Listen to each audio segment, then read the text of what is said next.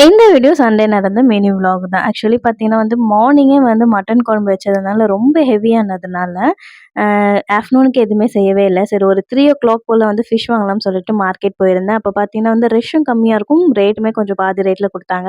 அப்படிதான் இந்த வஞ்சரம் வந்து ஒரு 600 சொன்னாங்க. ஒரு 400 கிட்ட வாங்கி வந்தோம். கொஞ்சம் இறாவும் வாங்கிட்டு வந்தோம்.